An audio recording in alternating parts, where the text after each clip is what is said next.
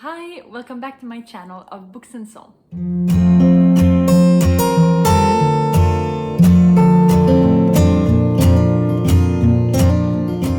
So in this video, I would like to talk to you about another book by C.S. Lewis. This is the second book, a non-fiction book that I've read by him, and it is called The Great Divorce. I have to say that this book was a little bit philosophical and a little bit maybe too philosophical and theological, especially towards the end.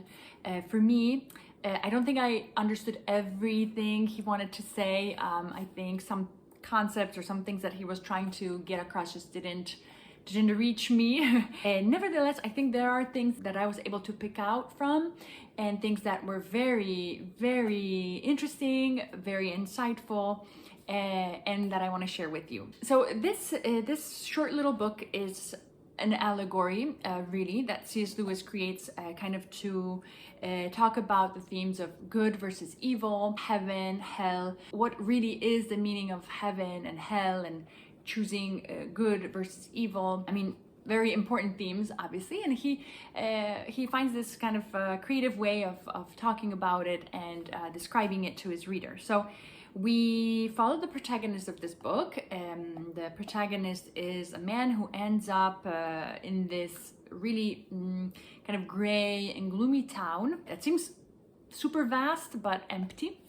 And in this town, suddenly he comes across this line in front of a bus stop with a bunch of people who are waiting for this bus.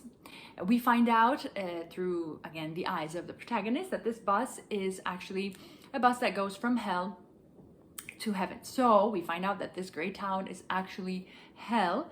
So he finds himself in hell, and he wants to take this bus to heaven. Already very interesting here is this idea that there's this line, and this line, I mean, there is a few people standing in it, but not as many as you would think. Like you would think the line to the bus to go to heaven would be never ending and just, super long. Already in that line, though, the bus still hasn't arrived. Certain people decide that they actually don't want to wait so long. Why are they even going to heaven? They're fine in this city, in this town, this gloomy town, so they might just, decide to stay. And so actually the line dwindles as our protagonist stands there. Finally, this bus arrives, and we are taken to heaven, which is portrayed as this place where all the people that get there are kind of transparent. They're kind of in this like ghost nature, and everything that's there, so the grass, the fruit, everything you see, the nature and the people that are there, are much more solid, almost as if much more real, to that extent that it actually hurts these ghost people from the gloomy town to stand on the grass or to touch things, because it's actually very tough and rough. The interesting thing is, and this is the last thing I'm going to tell you, I don't want to spoil more things because it's really, really very creative, is that when these people arrive there in this heaven, seeing this mountain in the distance, they're greeted by these bright people, they're called. See, these people that are coming, they're kind of like giving off this light, and they're luminous and happy, calm, peaceful, and they come to, each one kind of has a person assigned to them. And we find out that these people are actually people they've known throughout their lives, or people that they've not necessarily loved, maybe didn't like, maybe disliked, maybe treated badly, maybe they were treated badly by that person, but basically somebody that they know of or they know comes and greets them in order to kind of accompany them on the path to the mountain. So that's kind of the idea behind it. It's very, very creative because once you reach heaven, our protagonist gets to see many of the encounters between the bright people and the ghost people. So that's probably one of the most interesting parts of the book, is you have a whole variety of people, a whole variety of stories that you kind of get to see, and they definitely make you reflect as you meet these people, or you have or you hear their objections or their worries and things like that. So for example, we have this artist, this famous painter, or I don't even know if that famous, but a painter, who gets to heaven and is greeted by this bright person. And he's asking him, wow, I'm in this wonderful place. Can I paint it? I really want to show people the beauty of this place and things like that. And this bright person is telling him, listen, don't worry about that. Like, that's not even your concern anymore. There's nothing you have to show people anymore because you made it. You're in the place where that doesn't need to be painted anymore. It's you're past that stage in life. The point of art, kind of what he had at the beginning, this painter, this idea that the point of art is to reflect beauty, show beauty that will point to the great artist. So basically point to God. And that at some point in his life, this artist kind of forgot the meaning of art and why he was painting in the first place, and started doing it just for his own glory or for his own fame and wanting to paint the things that would sell the most. One of the ghost people is greeted by a murderer, somebody he knew who was murdered. And so he says, like, how can I go to heaven if that place accepts people like you? So there's something wrong. I think this is a scam. Some people who think it's a conspiracy theory, and they think they've got us here. And I actually maybe want to go back to the town that I came from. So it's interesting, very interesting, this whole idea that I think C.S. Lewis is trying to show us here of freedom. Freedom that basically at every single point of the conversation with the bright people, so from deciding to stand in line to go to the bus, not quitting the line, but actually climbing on the bus and going, not leaving right away once you get scared of this grass that hurts you and this place that hurts you, so staying in that place, meeting the bright people. All of these are choices that these ghost people are making in their path to go to heaven. Like they're actually choosing to leave hell and come to heaven. So there's this idea of freedom and of choice and kind of the decision of the person. And the bright people have that constraint. They cannot force the ghost people that were assigned them to go with them. They can't force them up the mountain. It has to be the choice of the people, of the ghost people to go up the mountain. C.S. Lewis kind of wants to show us that we choose, people choose if they want to be in heaven or be in hell. We choose kind of our destiny. The other thing that's very interesting in this book is that there's all these various attitudes of these people towards hell and heaven.